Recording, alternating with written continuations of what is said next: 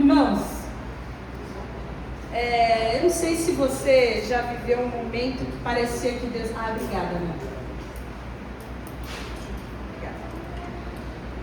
Você viveu um momento na sua vida que parecia que Deus estava em silêncio, sabe? Você tomou algumas decisões sem consultar Deus, depois colheu as consequências. Você já chegou num lugar onde você sentiu que você não tinha mais lágrima para chorar, que a gente costuma falar que é o fim do poço, aquele lugar escuro, aquele lugar sombrio, a nossa alma fica uma alma pesada, a gente não vê esperança. E eu não sei o que você conhece do rei Davi, provavelmente a gente fala em Davi, você se lembra dele ganhando uma luta com as pedrinhas e Golias e os salmos, e ele como rei, e ele sendo escolhido. Mas existiu um momento na vida de Davi que ele estava em profunda dor e angústia. Se você lê os salmos, você vai saber disso, você vai sentir isso, a dor de Davi em muitos momentos. E hoje, especificamente, Deus tem algo para nós num momento como esse, da vida de Davi. E a gente está em 1 Samuel 30. Para que você esteja atualizado desse lugar, eu vou trazer um breve contexto histórico para você sobre a vida de Davi. Davi, nesse momento, ele já tinha sido ungido rei. Davi, nesse momento, ele não governava ainda, porque o rei Saul, tomado de inveja, o rei Saul, com medo, tentou anos e anos matar Davi. Então, por muitos anos, Davi andou como um fugitivo, ele viveu no deserto, ele liderou homens que eram os endividados, os aflitos, os rejeitados, ele passou por constantes perigos. Nós vemos uma grande parte da vida de Davi nesse momento, fugido de Saul. E esse tempo foi um tempo de formação espiritual, foi um tempo onde ele ouviu a voz de Deus, onde muitas coisas espirituais aconteceram na vida de Davi. Mas antes da gente chegar exatamente nesse lugar, acontece uma virada na vida de Davi, e aí a gente está no capítulo 27 ainda. Em algum momento da vida de Davi, ali no capítulo 27, no versículo 1, ele falou no seu coração: olha, um dia eu ainda vou perecer na mão de Saul. E o coração de Davi, então, daquele valente, daquele homem que é corajoso, que nós vemos todos os relatos sobre o bravo Davi, aquele que matava leões e ursos, você sabe isso quando você lê as escrituras, ele é tomado por um medo profundo, mas um medo tão profundo que faz com que ele pense: não tem nada melhor para mim do que eu escapar. E eu estou no versículo 1 de 1 Samuel 27, para a terra dos filisteus, para que Saul não perca a esperança em mim, e ele pare de me buscar, e assim eu vou escapar da mão de Saul. Ele foi tomado por um medo muito profundo. E nesse momento, então, a partir do capítulo 27 até o momento em que nós estamos, Davi para de consultar Deus, Davi para de buscar a Deus, Davi começa a decidir por medo, pela lógica humana, e ele toma uma decisão extremamente perigosa aqui. Ele fala o seguinte: olha, eu vou fugir para a terra dos filisteus. E se você não sabe quem são os filisteus, isso é muito significativo, eles eram os inimigos de Deus. Você vai conhecendo através da leitura das escrituras sobre filisteus, sobre amalequitas e quereus, e os filisteus era um lugar de origem do próprio Golias. Golias era o filisteu. E agora Davi, o grande Davi, está tão apequenado, ele está tão desesperado, ele está com tanto medo que ele toma uma decisão de se aliar aos inimigos, e ele não só vai para a terra dos filisteus, como ele passa a viver e ser um homem de confiança do rei dos filisteus, que é o rei Aques. E esse rei então dá a Davi e toda aquela sua turma uma terra, uma cidade que se chama Ziclag. Ele então agora está em Ziclag, e durante 1 ano e 4 meses Davi viveu entre os filisteus. Ele viveu ali como sendo alguém de confiança do rei Aques, e ele começa a agir juntamente com os filisteus, até que chega um momento crítico, do capítulo 29, onde ele decide ir contra o povo de Deus. Ele decide se juntar aos filisteus e lutar contra o povo de Deus, guerrear contra o povo de Deus, mas Deus intervém, e aqueles líderes então rejeitam a presença de Davi. Davi não vai. Davi não vai lutar contra o povo filisteu, até que a gente volta agora para 1 Samuel 30, quando Davi volta para Ziclag, volta para sua terra. Ele encontra a sua terra devastada. Quando Davi vai para ir contra o povo de Deus, ele retorna porque ele foi rejeitado por outros líderes ali do exército dos filisteus, por obviamente não ser uma pessoa de total confiança. Ele chega na sua terra e aquela cidade está absolutamente queimada.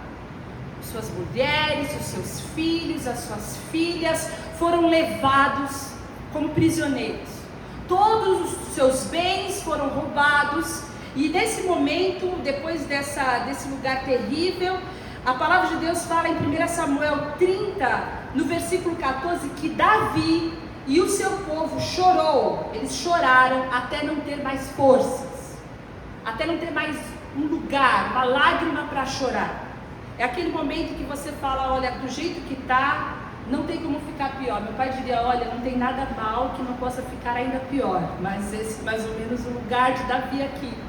Ele, apesar de estar sofrendo uma dor terrível, porque as suas mulheres e os seus filhos, a sua cidade está destruída, está tudo queimado, o texto fala que os seus homens querem apedrejá-lo. Os seus homens se voltam contra ele, eles intentam contra a vida de Saul, e esse é o ponto central. Porque nesse momento de fundo do poço, é o início então da nossa conversa, dessa história, para a gente entender a graça de Deus ali naquele lugar. O versículo 6 fala que Davi, porém, se fortaleceu no Senhor seu Deus, e 16 meses depois,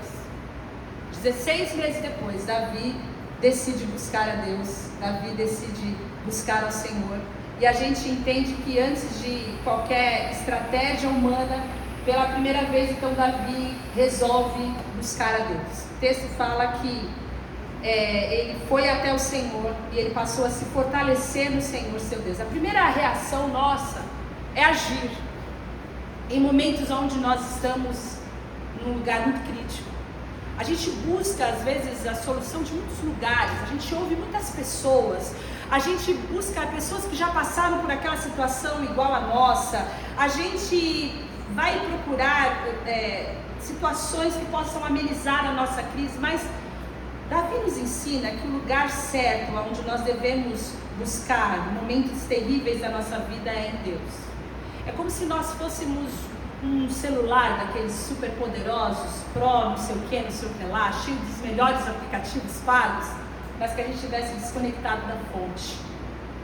Então Deus pega aquele celular todo poderoso, desconectado, e agora conectado em Deus, Davi passa a ter algo que nós chamamos de direção. Primeiro ele vai até o Senhor, e os versículos de 6 a 10 fala que ele foi até o sacerdote, ele colocou o colete sacerdotal, ele pergunta ao Senhor, eu devo ir atrás desse pessoal que veio saquear a minha terra, que levou minhas mulheres, que levou minhas filhas, nós estamos aqui desesperados, o que nós devemos fazer? E Deus responde a Saul, ele fala, você pode os perseguir, que você vai os alcançar e você vai libertar os prisioneiros. Então Davi, depois de buscar o Senhor, depois de se fortalecer, como o texto diz ao Senhor, Deus responde ele não só agora com coragem, mas também com direção, porque a coragem sem direção é apenas imprudência. Agora, dirigido pela resposta dada pelo Senhor, ele se arma e ele sai então em direção à busca dos seus que estavam prisioneiros, e dos seus bens e tudo mais. E a gente entende então que aquelas pessoas, aqueles homens, eles estavam exaustos. O texto bíblico fala que eles estavam cansados, eles estavam chorando, eles estavam numa condição de fim do poço. É então um lugar onde a gente encontra o ribeiro de Bessó. É um ribeiro, é um lugar que estava ali próximo a Ziclag, e esses homens que estão numa situação de desespero, de angústia, com sede de vingança, querendo buscar o seu povo, que foi levado todo prisioneiro, encontra de 600 homens, 200 deles falam, a gente não consegue ir mais, nós não conseguimos prosseguir, a gente não tem força para ir adiante, a gente está esgotado, a gente está cansado, eu quero buscar minha família está em perigo, eu só não tenho força para continuar. Então 200 dos 600 homens desmoronam ali nesse rio, nesse lugar, no rio de Bessor, e apenas 400 homens prosseguem. Esses 200 ficam guardando a bagagem que fica para trás, e essa altura do campeonato eles já não sabem mais para onde eles estão indo. O rastro já esfriou, não tem uma sombra de exército inimigo nenhum. O Davi está indo apenas na palavra de Deus, na direção de Deus, de que ele vai os perseguir e de que ele os vai alcançar e que ele vai libertar os prisioneiros, mas ele não sabe para onde ele está indo. É nesse momento então, nesse momento de cansaço espiritual, nesse momento de busca, nesse momento de exaustão, que a palavra de Deus tem uma interrupção no meio dessa história, e é uma interrupção muito poderosa. O texto fala, e a gente está nos versículos de 11 a 15, que encontraram um egípcio no campo e trouxeram a Davi, e esse egípcio, ele estava há 3 dias jogado, eles deixaram ele porque ele estava doente, e então Davi dá um pedaço de bolo de figos, ele dá um pouco de um bolo de uvas de passas, e esse homem come, esse egípcio recobra suas forças, pois tinha ficado esses 3 dias sem comer e sem beber. E aí Davi pergunta para ele: você é da onde? Você pertence a quem? Da onde você está vindo? O que você está fazendo aqui? E ele responde: eu sou um jovem egípcio, servo de uma amalequita. O meu senhor me abandonou quando eu fiquei doente há 3 dias. E aí ele fala: nós atacamos a Negueb dos Queretitas, o território que pertence a Judá, e o Negueb de Caleb, e incendiamos a cidade de Ziclag. Então ele, no meio do caminho, encontra esse homem, esse egípcio que está largado lá sem comer nada há 3 dias, foi deixado lá para morrer porque estava doente. Generosamente ele interrompe toda a sua busca e ele recebe esse homem, ele dá comida para ele cuida dele, e coincidentemente ele foi largado lá pelo exército que incendiou a cidade de Davi. Então Davi pergunta para ele: você pode me levar até esse bando de invasores? E ele fala: olha, se você não me matar e nem me entregar nas mãos do meu senhor, eu te levo lá. Então começa uma nova fase agora com uma direção, e esse é o primeiro momento de vislumbre de graça que a gente encontra aqui em Bessor. Se você for em Bessor, se você entender, o egípcio ele não podia esperar compaixão, ele não poderia esperar misericórdia daquele monte de homens vingativos, desesperados, ansiosos, que estavam tentando libertar a sua família, não sabia o que estavam fazendo com suas mulheres, o que estavam fazendo com as suas filhas. O desespero daqueles homens era um desespero grande, e aparece alguém no meio do caminho. E se fosse eu e você, com certeza a gente passaria de largo por essa pessoa, e essa história me lembra muito a história do samaritano, porque era alguém no meio do caminho, e apesar da pressa, apesar do cansaço, apesar do sofrimento, Davi recebe, Davi cuida, Davi alimenta, Davi restaura, e ele faz com que aquele homem receba aquilo que ele recebeu de Deus outras vezes quando ele esteve no deserto.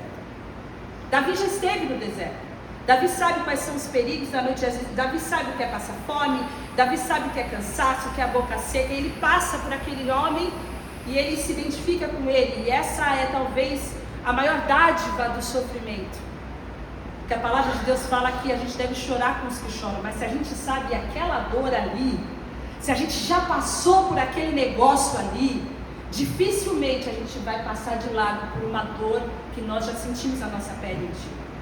E é isso então que Davi faz, e ele recebe aquele homem, ele recebe aquele egípcio, e ele sabe que ele é uma amalequita, e nesse momento então ele os leva até o exército inimigo, que agora a gente sabe que é o exército dos amalequitas. E o texto bíblico vai falar nos versículos 16 a 20, e eu já falei muito desse slide, que esses homens chegam lá, e os amalequitas estão comendo, eles estão bebendo, eles encheram a cara, eles acham que o pessoal de Ziclag está longe, que o pessoal de Davi, os 600 de Davi estão lá lutando contra os israelitas. Eles não imaginam toda a reviravolta que deu, e o texto fala que eles estão comendo, bebendo, festejando os muitos bens que eles tinham tomado da terra deles. E aí a palavra fala que Davi os atacou desde o amanhecer até a tarde, nenhum deles escapou, com exceção de 400 homens que fugiram, e Davi recuperou tudo o que os amalequitas tinham levado, incluindo as suas mulheres. Nada faltou, nem jovens, nem velhos, nem filhos, nem filhas, nem bens, nem qualquer outra coisa que fora levada. Davi recuperou tudo.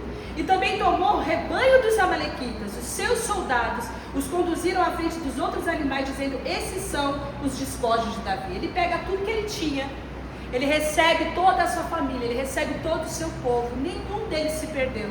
E nesse momento ele ainda leva os despojos, ele ainda leva a riqueza, ele leva muitos bens no meio daquela festa toda. Davi sai vitorioso, Davi os derrota, nada faltou, tudo foi recuperado. Davi e seus homens não sofrem absolutamente nada. Isso nos leva a concluir que quando Deus está na nossa frente, quando Deus nos dirige, quando a gente age com coragem, a gente age conectado com o Senhor, recebendo a força que vem de Deus, mas a gente também age com prudência, diante da direção do Senhor. O Senhor vai na nossa frente. Nada nos impede de ser um instrumento de graça e de generosidade, porque no meio de muitas lutas o nosso coração nunca jamais pode se fechar. E a gente então encontra um Deus que restaura, um Deus que recupera, um Deus que traz para nós absolutamente tudo aquilo que uma vez nos foi levado. Nós precisamos crer nisso, porque o mesmo Deus de Davi é o nosso Deus. Deus é o mesmo ontem, Deus é o mesmo hoje, e Deus estará lá na sua vida quando você recuperar tudo aquilo que você sente que você perdeu. Esse é o nosso Deus. Mas há algo, um conflito que acontece aqui, e esse conflito vai nos levar para um caminho de dois princípios que nós vamos fechar nessa manhã. E esse conflito está no fato de que quando esses homens recebem os despojos, e eles saem felizes com as suas mulheres, com seus filhos, com as suas famílias, esses homens saem mais ricos do que eles entraram nessa vitória.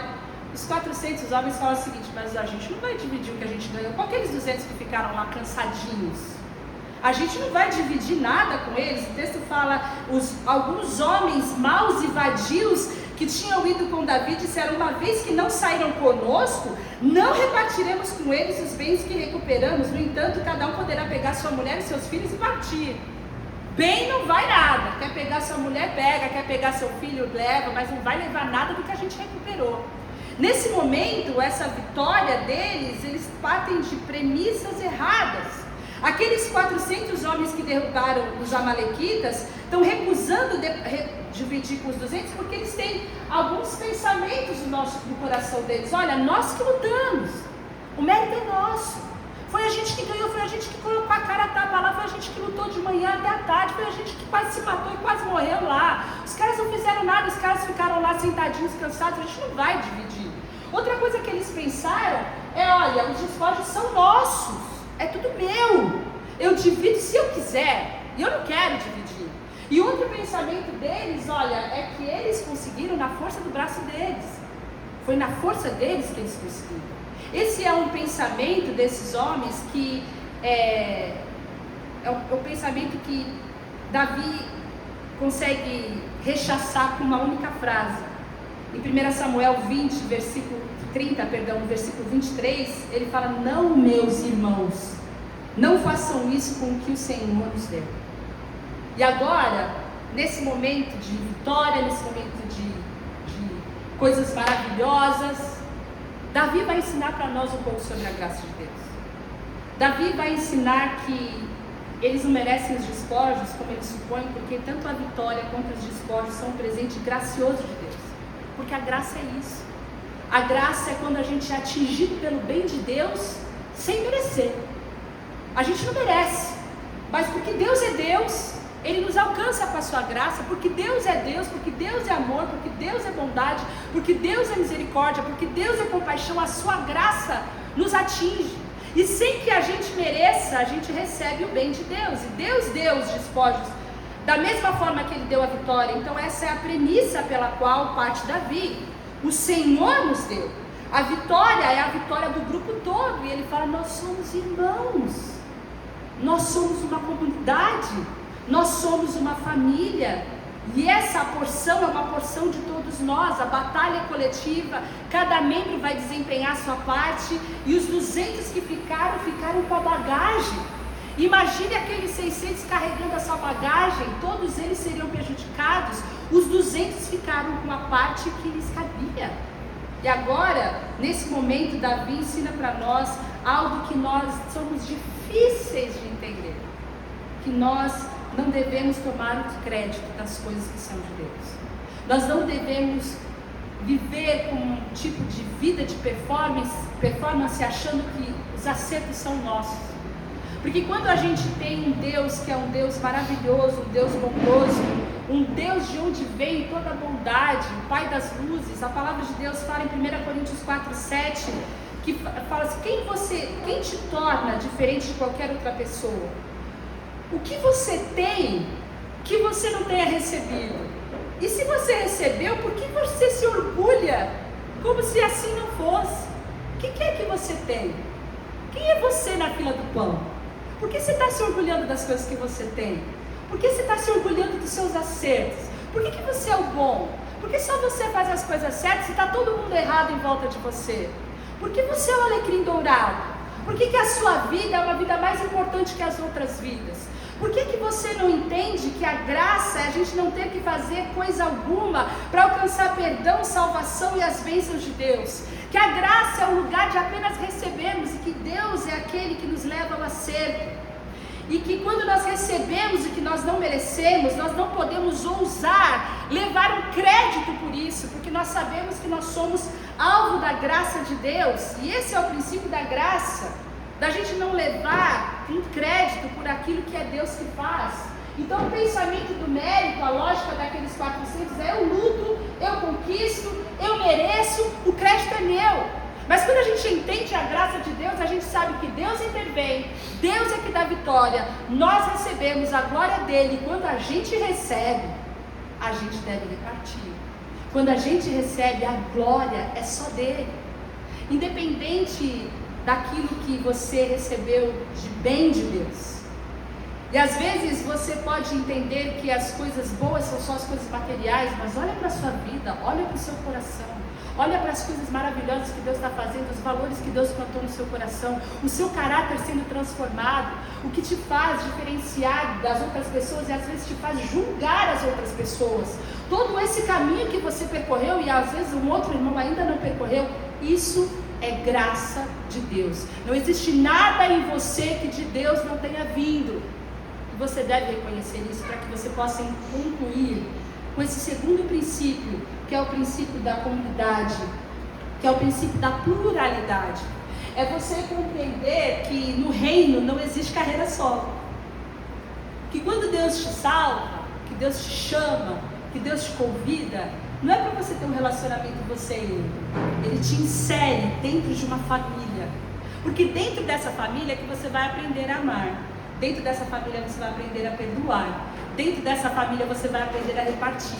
Dentro dessa família você vai aprender a ser generoso, coisa difícil de aprender. A generosidade, ela fere o nosso egoísmo. E a palavra de Deus fala que nos últimos dias a gente ia se tornar amante de si mesmo. Pensa que grande desafio. Você tem que repartir aquilo que você tem. E Deus, então, através da sua graça, revela para aqueles homens que Ele deu a vitória e que essa vitória é para ser dividida. Romanos 12, 5 fala: assim também nós, embora muitos, somos um só corpo em Cristo e cada membro está ligado uns aos outros. E essa é a beleza do reino de Deus. No reino de Deus, nós somos uma família. O reino de Deus é coletivo. E no reino de Deus, a gente ajuda um ao outro, independente da limitação. No reino de Deus, a gente se importa. No reino de Deus, a gente não rechaça os 200 que não conseguem caminhar no nosso ritmo. No reino de Deus, os 200 não são menores do que os 400 que foram. O reino é um só. E todos são iguais à sombra da cruz, porque todos são alvo da graça de Deus. E essa é a mensagem mais poderosa que nós podemos entender aqui, que nós somos apenas parte de um todo. E a palavra de Deus vai dizer que cada um de nós temos uma parte, cada um de nós tem um lugar no corpo, cada um de nós exerce uma função.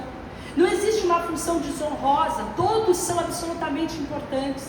E quando nós entendemos isso, a gente entende que as limitações do Ribeiro de Pessoa não eram daqueles 200 que ficaram, eram dos 400 que não conseguiam entender a necessidade de acolhimento, de cuidado, de proteção daqueles 200 que ficaram.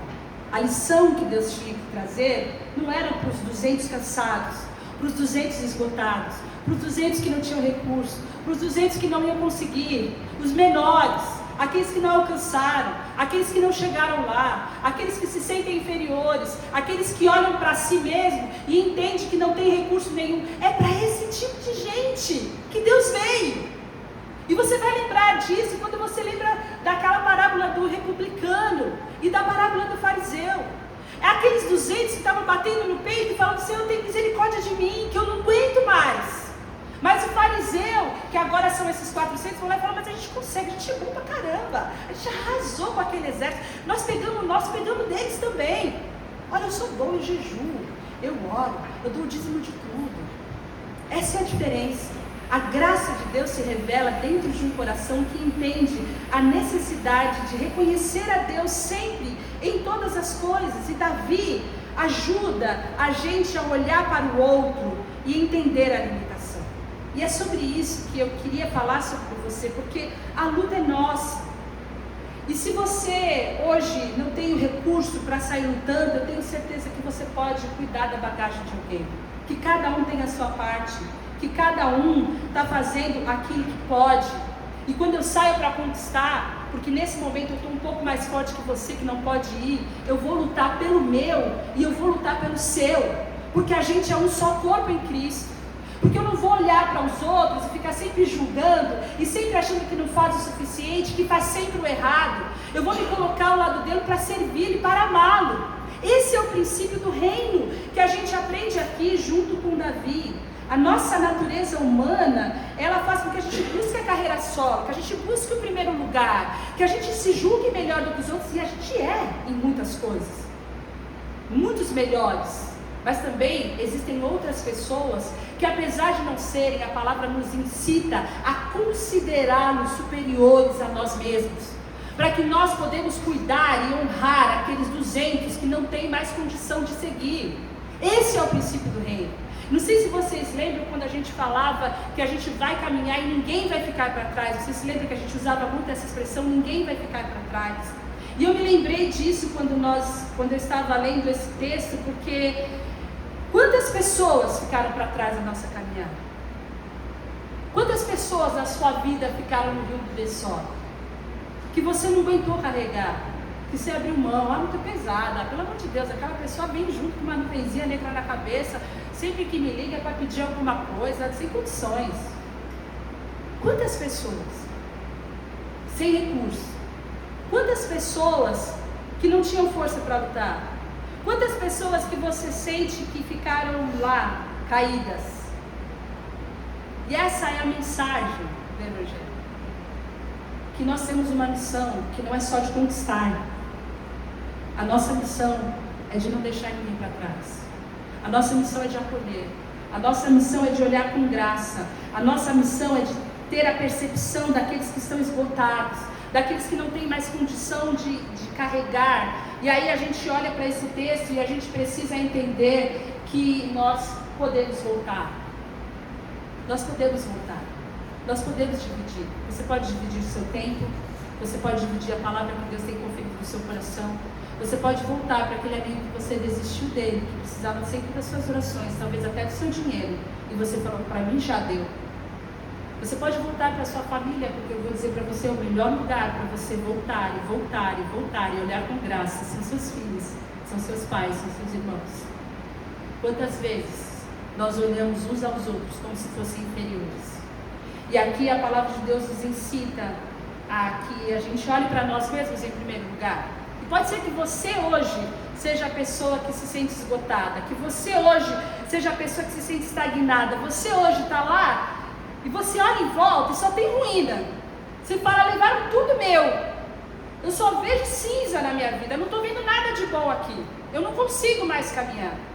E sabe o que acontecia enquanto aqueles 200 estavam lá vendo somente as ruínas e vendo um ambiente ruim, tendo o coração desolado e chorando?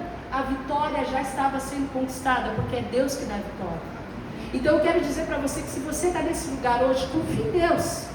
Porque enquanto você não vê, Deus está trazendo vitória sobre a sua vida. Essa é a nossa verdade. Nós temos um Deus todo-poderoso, um Deus que luta as nossas batalhas, um Deus que é um Deus que intervém na nossa vida, que quando a gente olha para o alto, é desse lugar que vem o socorro, e esse é o melhor lugar para estar no fim do poço, porque você só pode olhar para o alto, não tem mais nenhum outro lugar para você olhar. Então olhe para Jesus, e creia que Deus está concedendo vitória. Mas se você é um daqueles que está angustiado e amargurado, e você está se sentindo sozinho, você precisa receber essa mensagem de que nós estamos voltando, de que existem pessoas que estão comprometidas com o reino, mas nós precisamos que você sinalize. Se você é essa pessoa que não tem recursos, se você é essa pessoa que não consegue caminhar mais, você precisa de um corpo, você precisa de irmãos que vão vir, que estão lutando com você, lutando por você, e estão chegando para dividir com você todas as conquistas que Deus tem trazido, mas você precisa sinalizar, porque um reino é um reino de amor, mas também é um reino de comunicação. Mas se por acaso você se olha, você se percebe tendo deixado egípcios no caminho, samaritanos no caminho, o povo cansado de Ziclag, você acha que a sua vida é uma grande carreira solo, então você precisa conhecer a graça de Deus. Então você precisa entender o que é uma comunidade, o que é o amor de Jesus. Você precisa olhar para as pessoas que convivem com você, e ao invés de entendê-las como inferiores, você ser cheio do amor de Deus. Mais cheio do amor de Deus, porque é cansativo, eu sei, a palavra fala, não vos canseis de fazer bem. Por quê? Porque cansa. Porque chega um momento que você está esgotado, que você está olhando para melhor deixar para trás mesmo, não dá para seguir com esse daí, não dá para seguir, eu vou sozinho. Mas esse não é o princípio do reino de Deus. É que você possa voltar, que você possa entender que nós somos irmãos, que é Deus que intervém, de que tudo vem da mão dele, e que apesar de sermos aqueles que talvez estejamos como Davi, muitas vezes sem buscar a Deus, é nele que a gente se fortalece, é nele que nós nos conectamos. Ele é a nossa fonte inesgotável de graça, é ele que nos dá direção para que a gente não haja com coragem e imprudência. E quando nós vamos na força do Senhor, no caminho, nós temos chances de agir com generosidade. Faça isso. Mas quando a vitória chegar na sua vida, lembre-se que ela vem do Senhor, que tudo é graça de Deus, e que o povo de Deus não deixa ninguém para trás. Que Deus possa nos ajudar de forma prática a enxergar isso na nossa vida. Que não seja uma palavra que você terceiriza. Ah, bonito esse negócio, mas e na sua vida? Como está na sua vida? Quem são os 200 que você deixou para trás? Quem são aqueles que te empatam, te atrasam? Povo cansado. Se você está na vida deles, é porque Deus tem um propósito na sua vida, porque eles já estão sendo alcançados pela graça de Deus. É você que precisa de transformação. Que os seus olhos possam se abrir para ver a graça de Deus na sua vida, para que você contemple toda a graça, a bondade, a vitória, a restauração de Deus como uma partilha, para que nós como um corpo possamos ser como a igreja lá de Atos 2, onde todo mundo dividia tudo e ninguém sentia falta de nada. E hoje em dia é muito mais fácil você dividir seu dinheiro do que você dividir seu tempo, do que você dividir seu coração, do que você dividir seu ouvido. E esse é o meu desafio para você. Que você possa orar, colocar a sua vida diante de Deus e despertar para esse movimento, que é um movimento missional, um movimento da igreja, mas é um momento onde o corpo de Cristo, o reino de Deus vai ser estabelecido com graça e com pluralidade. Vamos orar? Senhor, eu te agradeço pela tua palavra, que sempre nos desafia.